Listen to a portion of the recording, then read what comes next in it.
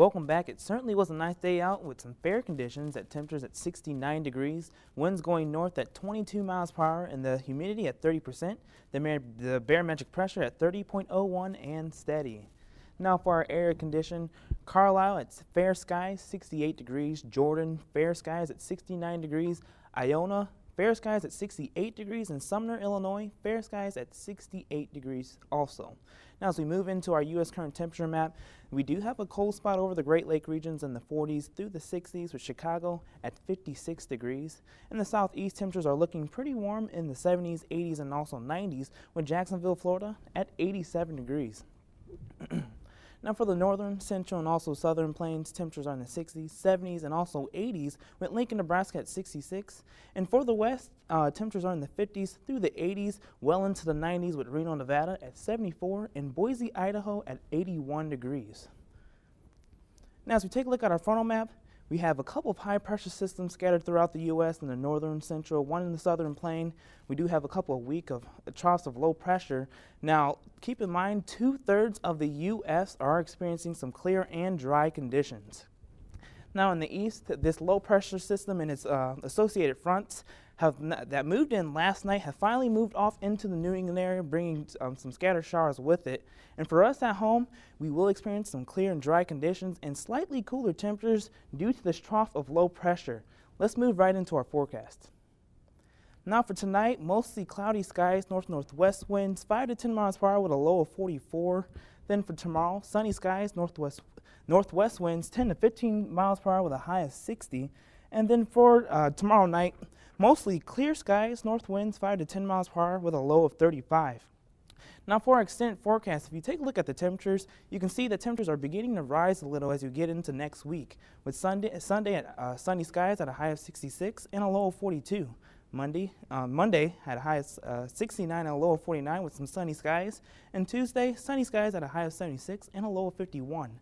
So it looks like we will rise back up to slightly warmer temperatures next week, Mitch. No rain forecasted for the weekend, though, so we'll take it. Thanks, Danny. Well, it's homecoming tonight for the Vincennes Lincoln football team. Cody Cully joins us now with the details. Cody? Thanks, Mitch. It should be an even matchup tonight as the Alices and Washington Hatchets have struggled on the gridiron this season. I'll have a preview of tonight's matchup when News Center 22 returns.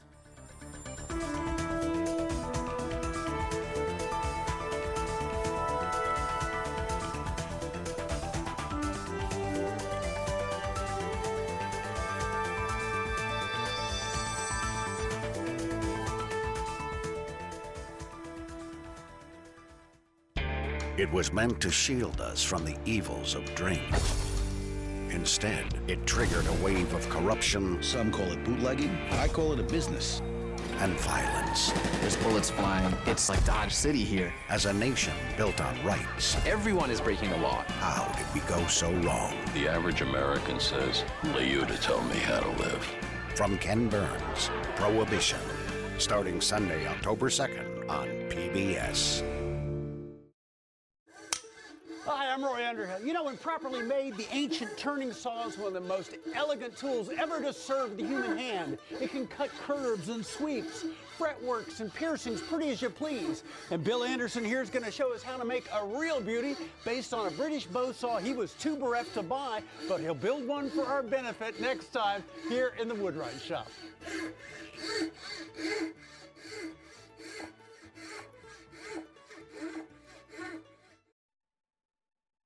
Alice's seek redemption at home. Good evening, everyone. For WVUT Sports, I'm Cody Cully.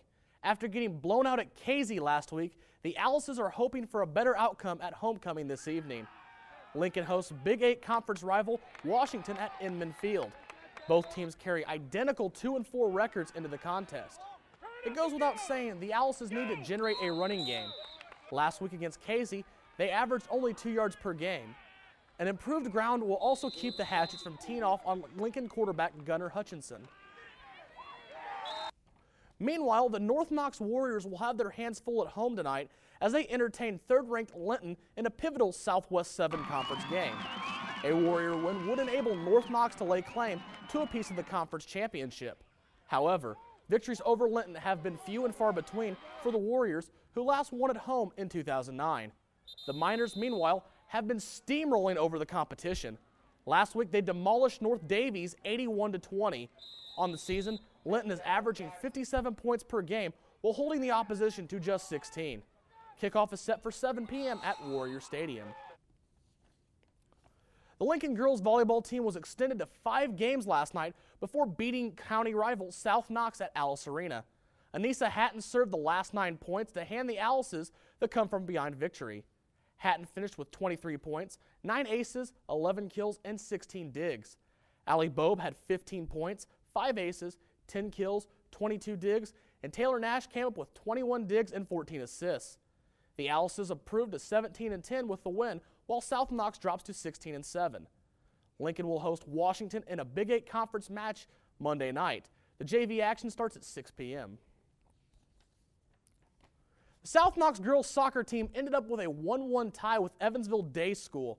Brianna Oxman scored the Lady Spartans' lone goal on an assist by Shayla Hughes. South Knox finishes the regular season with a 4-6-3 mark. The Spartans will play Pike Central next Tuesday at 5:30 p.m. at the Sullivan Sectional. In college football action, Pittsburgh knocked off 14th-ranked South Florida last night, 44-17. The Panthers' Ray Graham rushed for 226 yards and 2 touchdowns. He also had 42 yards receiving. Pitt quarterback Tino Sunseri threw for 216 yards and a score. South Florida's B.J. Daniels completed 17 passes for 224 yards in a losing effort.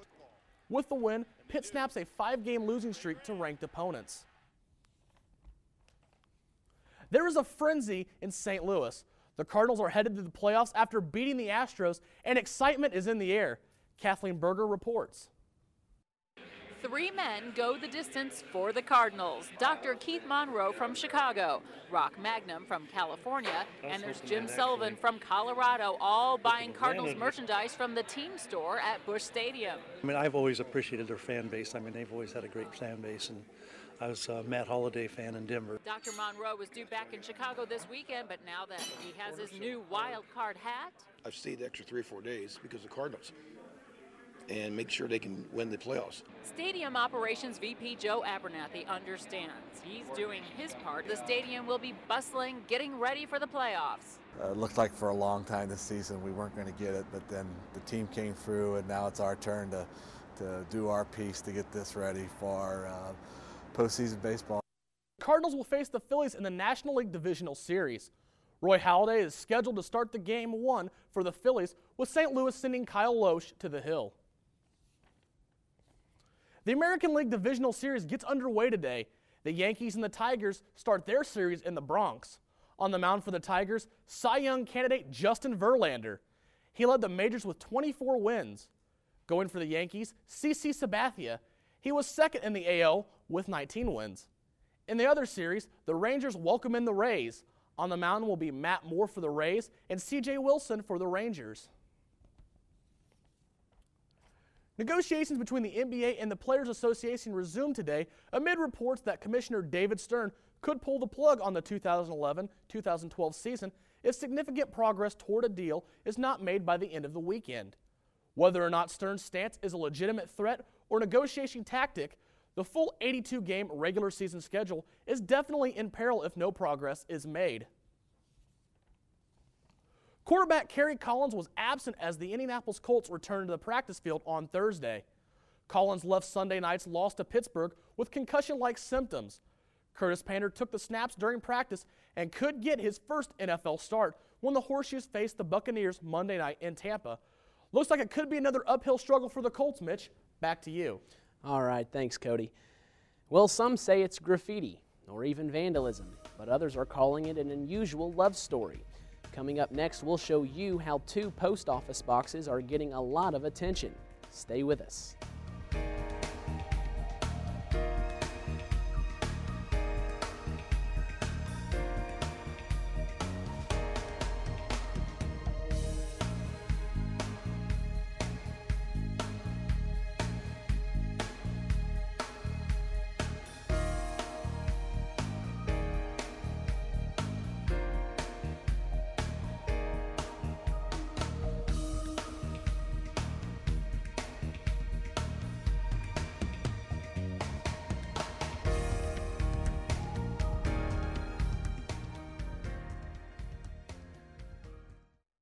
on the next History Detectives.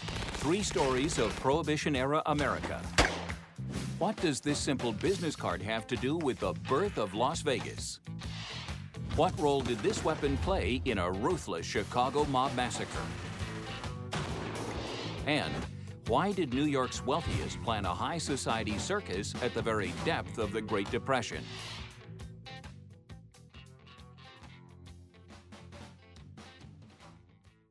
Built 1,000 years ago. This building takes off like a rocket ship. Amazing skyscrapers made of stone. They were a revelation to the people that would go to a church. Does the Bible hold the secret code for their designs? They're aiming at this celestial number. How were they constructed without modern tools and technology? Building the great cathedrals on Nova.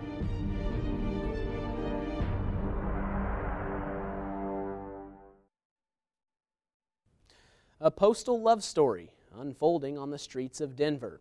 Some call it artistic expression, others say vandalism. Cheryl Preheim takes a look.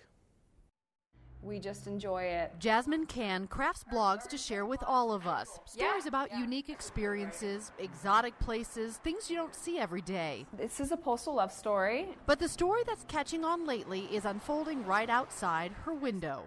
And we both wish that we would have come up with it ourselves. It's not us, by the way, so. The central characters are on the corner of 12th and Lafayette. We walk by here every day. Along with an unsuspecting but fully engaged audience. We'll see people stopping and taking photos, and it strikes up conversation. And so we're disappointed about the peace signs. But that's just unattractive. They want the love back. We love the little smiley faces looking at each other. A mystery artist has been painting personality on the mailboxes. The first a simple love you too as one leans towards the other. Then it was cleaned up. It always makes us sad when they paint over it. So the miss you message came next. Then I'm here. It's evolved. This love story has evolved. Being painted over again, inspired. They can never tear us apart. They being the U.S. Postal Service. Yes, we've had to paint a few of them. Chris Stroop at the Capitol Hill Annex puts in the maintenance orders. The boxes are federal property after all, and paint is considered graffiti. It's kind of cute, I think. Even if it is cute. Does the cute outweigh the, oh man, we got to paint it again? No. It doesn't. To me, it's so artistic, and to some, it's a defacement of public property. When it looks like this, neighbors agree it feels more like graffiti. As for the visual love letters, they're looking forward to more. Every time they get cuter and cuter. So. And that's all for this evening. For Danny Taborn and Cody Cully, I'm Mitch Columbi. Have a great weekend.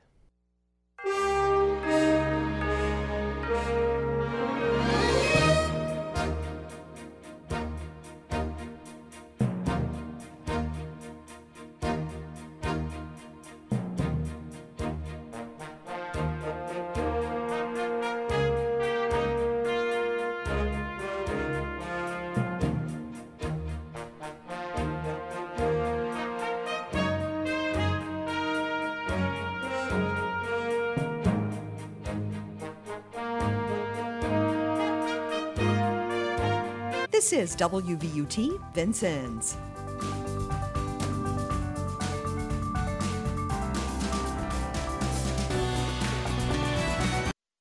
Welcome to our program. We begin this evening with a conversation that is almost as remarkable for the fact that it is taking place as for the content of the conversation. It is with Aung San Suu Kyi, the Burmese opposition leader. It was taped at last week's Clinton Global Initiative along with Archbishop Desmond Tutu. And if the world wants to help Burma, the world needs to know what is happening in Burma. And this means a lot of effort. You don't get to know what's happening in a place just by looking at a newspaper from time to time. I think you really have to follow what is going on there and to think very, very deeply about the implications of every small change that you notice.